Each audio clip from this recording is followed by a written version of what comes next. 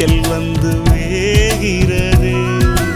என்னை திரியாக்கி உன்னில் விளக்கேற்றி எந்நாளும் காத்திருப்பேன்.